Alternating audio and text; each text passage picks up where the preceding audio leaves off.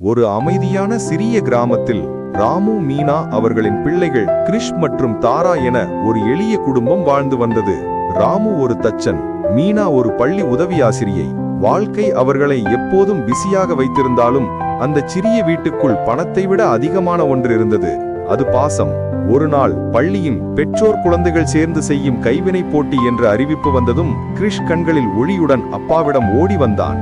சோர்வாக இருந்த ராமு அந்த ஒரு நொடி பிள்ளையின் முகத்தில் தெரிந்த ஆசையை பார்த்தவுடன் தன் சோர்வை மறந்து சம்மதித்தார். அந்த இரவு அவர்களின் வீடு ஒரு சிறிய வேலை பாடசாலையாக மாறியது. மீனா காகிதம் வெட்டினாள், தாரா வண்ணம் பூசினாள், கிரிஷ் உதவி செய்தான், ராமு வடிவமைத்தார். சிரிப்பும் சின்ன சண்டையும் கலந்த அந்த இரவில் அவர்கள் ஒளிவரும் வீடு என்ற ஒரு சிறிய மரவீட்டை உருவாக்கினார்கள். அது விளக்கின் ஒளியை விட அவர்களின் பாசத்தால் அதிகமாக ஒளிர்ந்தது. போட்டி நாளில் பெரிய பெரிய மாடல்களை பார்த்து கிரிஷ் பயந்த போதும் நம்ம வெற்றி நம்ம ஒன்றுபட்டதுதான் என்று மீனா அவன் கையை பிடித்து தைரியம் கொடுத்தாள்.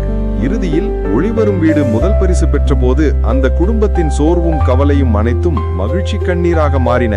அந்த இரவு அந்த சிறு விளக்கின் ஒளியில் அமர்ந்த ராமு பிள்ளைகளுக்கு பெரிய பரிசு செலவு அல்ல, கவனமும் நேரமும் பாசமும் தான் என உணர்ந்தார்.